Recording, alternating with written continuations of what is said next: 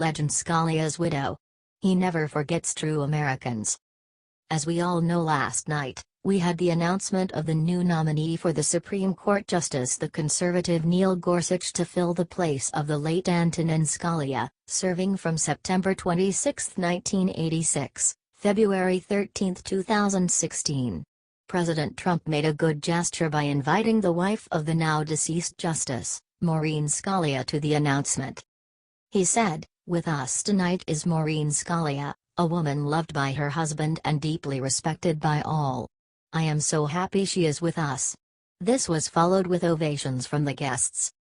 Maureen then met with her husband's replacement Gorsuch, who had some touching words to say about the deceased Scalia, calling him the lion of the law, pointing out that he was on a winter vacation when he found out about his death, admitting that he was all in tears when he heard that.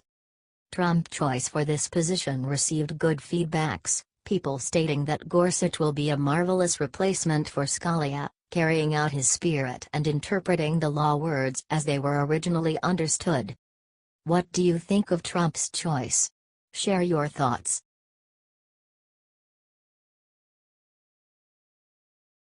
Breaking: Trump got fed up with the millions of greedy immigrants and cut the line. We were witnesses that liberals last week were going crazy over Trump's breaking up with the idea of illegal immigrants coming to America. But they have a new source of headaches now that the president signed his new executive order. Every illegal immigrant who has come to take the fruits of free welfare checks is going to have a mental breakdown. We all know how Obama's administration treated illegal immigrants who came in America, giving them a chance to apply and get on welfare. But, as we can all agree, as Mr. Trump says, welfare is a privilege and not a right. We got our hands on some leaked information about Trump's newest executive order telling illegal immigrants who come in America just to live on welfare will be as soon as possible deported back to their homeland. Leeching of the back of hardworking Americans has become common practice in America during Obama's reign, but not anymore. As for all immigrants who come to America, if you want to live and prosper here, you have to accept our laws and tradition, not just drain the economy and causing problems. It's not the same story that was with the Obamas. It's a new time now, you need to adjust to it.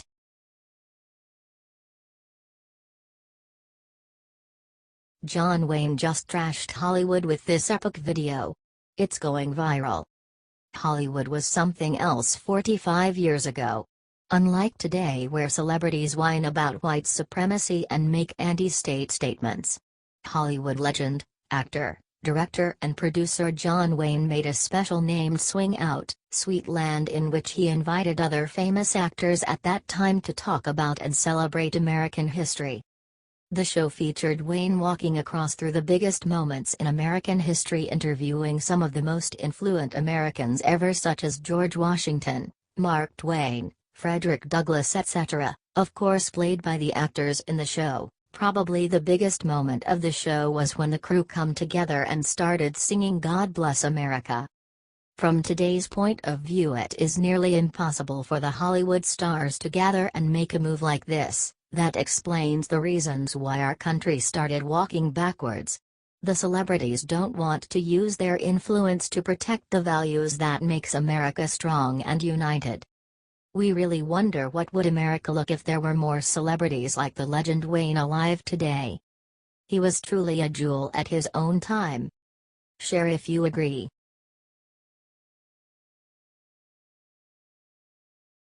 President Trump rapidly left the White House today. Surprisingly, President Trump rushed out of the White House with his daughter Ivanka next to him, with not reporting to the media. President Trump and Ivanka Trump board Marine One for trip to Dover Air Force Base for arrival of remains of Navy SEAL killed in raid in Yemen. pic.twitter.com web link. ABC News, at ABC, February 1, 2017. //platform.twitter.com web link. The truth is, he went to the funeral of the fallen Navy SEAL Chief Special Warfare Operator William Ryan Owens, who died last week during a raid against Al-Qaeda in the Arabian Peninsula of Yemen, making him the first military combat casualty since President Trump took office. We know that Trump made a call 3 days ago to Owens's family offering his deepest condolences to his father, wife and 3 children. It's a rare sight for a president to go personally on such an event, and that is what warms our hearts to know we have a president who proves there is nothing more important than the lives of the American people. We could not have made a better choice than him. Some liberal media will probably say that this was all a show-off or publicity, but on the contrary, there was no media coverage or announcement to the press, and that speaks a lot. It is almost impossible for Trump to attend and honor every fellow SEAL when he dies, but this move by him today made all of us proud to be American and stand for our values. Thank you, Mr. President, we are proud to have you. Spread the word to prove the liberal media wrong.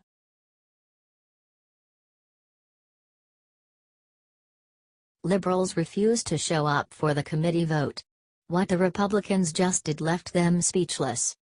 Lately, we were seeing liberals making jokes on Trump and his cabinet picks for no particular reason.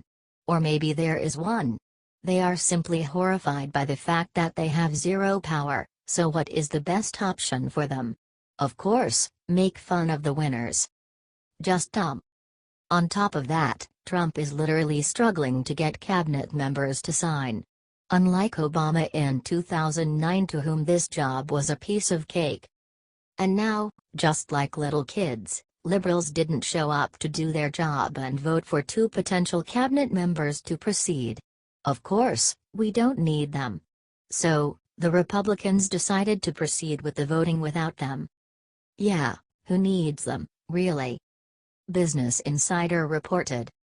Republicans on the Senate Finance Committee on Wednesday approved President Donald Trump's nominees for Secretary of the Treasury and Secretary of Health and Human Services without any votes from Democrats. Republicans used a parliamentary tactic to change the rules of the committee, allowed them to pass the nominations on to the full Senate without Democrats in attendance. Republicans on the Senate Finance Committee on Wednesday approved President Donald Trump's nominees for Secretary of the Treasury and Secretary of Health and Human Services without any votes from Democrats. Republicans used a parliamentary tactic to change the rules of the committee, allowed them to pass the nominations on to the full Senate without Democrats in attendance. When they saw this, liberal media CNN just rushed into calling this action an extraordinary. It is completely hilarious how this stupid media is willing to do everything to back up liberals and their childish ways of thinking. The Los Angeles Times reported. Republicans on the Senate Finance Committee voted Wednesday to recommend the nominations of Tom Price as Health and Human Services Secretary and Steve Mnuchin as Treasury Secretary to the full Senate after changing rules to stymie a boycott by Democrats, according to the Associated Press. The move came after Democrats prevented confirmation votes for both men Tuesday, charging that Price and Mnuchin misled the committee. That move infuriated Senate Finance Committee Chairman Orrin Hatch, Republican Utah, who called the tactic pathetic and Democrats idiots. Committee rules require at least one member from each party to be present for a meeting. But the committee's Republicans changed the rules Wednesday to allow for confirmation votes, Hatch said. We took some unprecedented actions today due to the unprecedented obstruction on the part of our colleagues, Hatch said. I'm loving it. Look, Democrats, politics is some really serious place to be fooling around. It is a vital part of our country, and if you are willing to play games rather than to work, better expect results like this. Extraordinary. What do you think of this matter? Tell us in the comments section below. Stay well, folks.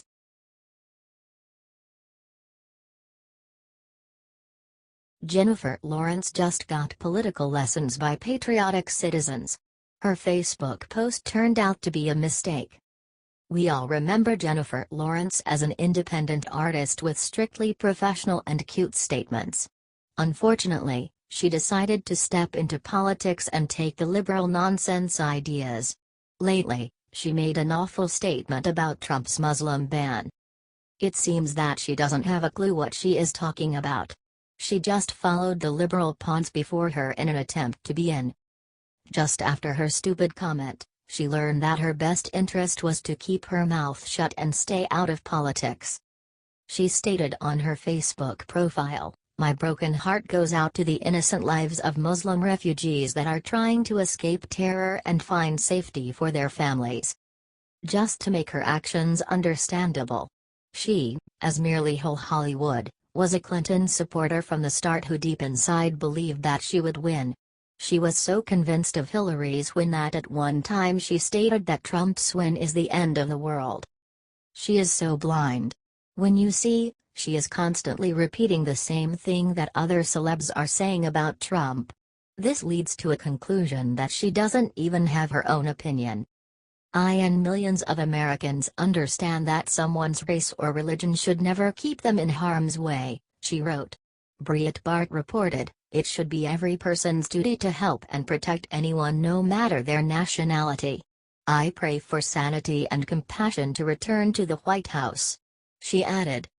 Her post, of course, didn't go as expected, as she instantly got some bad feedback from citizens who understand our situation. Check out more brilliant responses here. What do you think of her stupid public stunt?